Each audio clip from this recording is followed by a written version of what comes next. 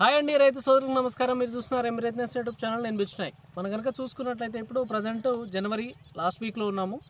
So మనం కనుక చూసుకున్నట్లయితే ప్రజెంట్ మిరప పంటలో వచ్చేసి లాస్ట్ 3 డోసెస్ నుంచి మనము ఒక 5 డోసెస్ సెట్ చేసుకొని పర్టికులర్గా స్ప్రే చేసుకుంటూ వస్తూ ఉన్నాము. ప్రజెంట్ 2 డోసులు అయిపోయినాయి. ఒకటి వచ్చేసి ట్రాజెంటా, ఆ తర్వాత డిఫెండర్ ఆర్బిటర్. ఈ 2 డోసెస్ స్ప్రే చేసుకున్నాము. సో డిఫెండర్ ఆర్బిటర్ స్ప్రే చేసి కరెక్ట్గా ఒక 6 రోజులు అవుతూ ఉంది. ఆ తర్వాత నెక్స్ట్ డోస్ అనేది స్ప్రే చేపిస్తూ ఉన్నాము. ఇది వచ్చేసి 3rd స్ప్రే.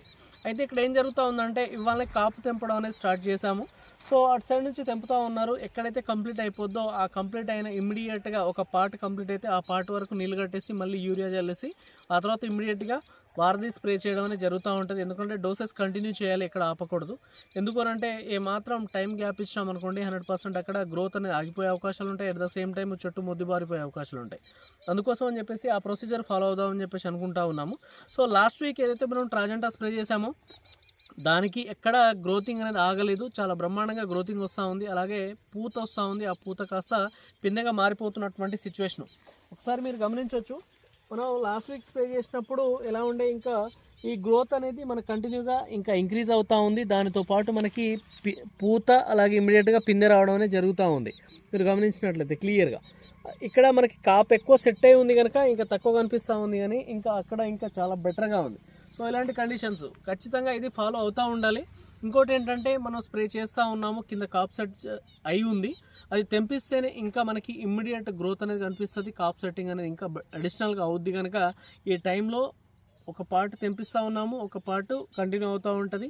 అది అయిపోయిన తర్వాత దానికి మందు స్ప్రే చేయడం, ఆ తర్వాత ఇటు తెంపేయడం అనేది ఇలా జరుగుతూ ఉంటుంది. 2 పార్ట్స్గా డివైడ్ చేసి చేస్తూ ఉన్నాము. ప్రజెంట్ దీనికి గాను మనము నెక్స్ట్ డోస్ వచ్చేసి వారధి స్ప్రే చేయబోతూ ఉన్నాము.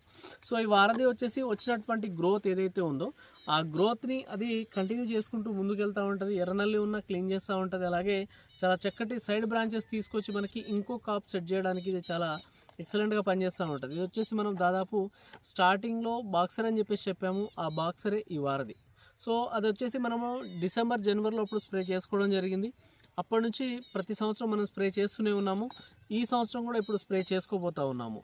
సో ఖచ్చితంగా ఈ టైంలో నల్లి అలాగే ఎస్పెషల్ ఎర్రనల్లి, దాంతోపాటు పై ముడత కింది ముడత, ఆ 2 ముడతలు క్లీన్ అవ్వడం, దాంతోపాటు మంచి గ్రోత్ రావడం, వచ్చిన గ్రోత్ మీద పూత రావడం, ఆ వచ్చిన పూత కాస్త కాప్ సెట్ చేయడం. సో దానికోసం అని చెప్పేసి ఇది ఎస్పెషల్గా పనిచేస్తూ ఉంది. సో ఖచ్చితంగా ప్రతి రైతు మిత్రుడు 100కి 100% దీన్ని ఒకసారి స్ప్రే చేసుకోగలరు. స్ప్రే చేస్తే మాత్రం ఖచ్చితంగా పూత బ్రహ్మాండంగా రావడానికి అయితే ఆస్కారం ఉంటుంది.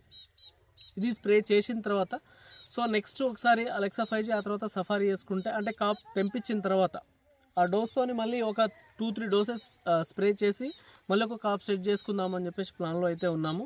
ప్రజెంట్ అయితే కాప్ తెంపిస్తూ ఉన్నాము.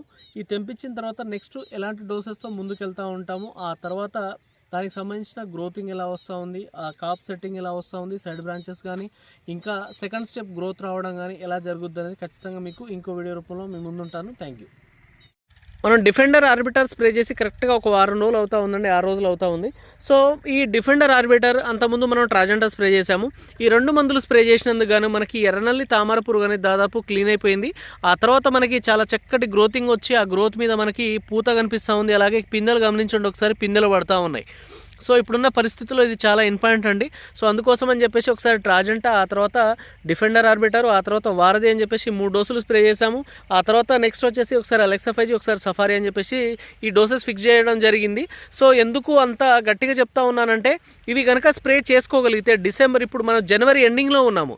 జనవరి ఎండింగ్లో ఉన్నా కూడా మన మిరప పంట కింద కాప్ సెట్ అయి ఉన్నా కూడా పైన ఒకసారి పూత చూడండి.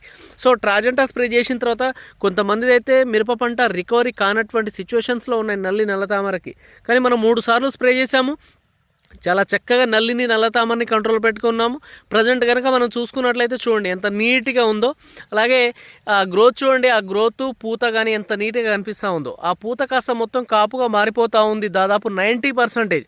సో అందుకోసం అని చెప్పేసి నేను అంత గట్టిగా చెప్తా ఉన్నాను. ఈ టైంలో మీకు పర్ఫెక్ట్గా కాపు సెట్ అవ్వాలి అంటే మాత్రం 100కి 100% ఈ ఒకసారి ట్రాజెంటా, ఆ తర్వాత డిఫెండర్ ఆర్బిటర్, ఆ తర్వాత ఏదైతే నెక్స్ట్ డోస్ మనం స్ప్రే చేయబోతా ఉన్నామో వారధి, ఈ 3 డోసులు కనుక ఖచ్చితంగా మీరు స్ప్రే చేసుకోగలిగితే మీ మిరప పంట ఎప్పుడు ప్రజెంట్ ఉన్న స్థానం నుంచి ఇలా చాలా మంచి చక్కటి గ్రోత్ పూత ఆ స్థాయికి తీసుకొస్తూ ఉంటుంది.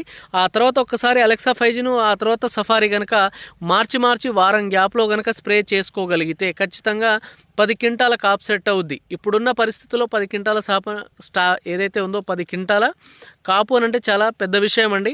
ఖచ్చితంగా రైతు మిత్రులు ఈ డోసెస్ ఏదైతే ఉన్నాయో 100% ఫాలో కండి. ఫాలో అయితే మాత్రం ఖచ్చితంగా మంచి కాపు అయితే సెట్ చేసుకోగలరు.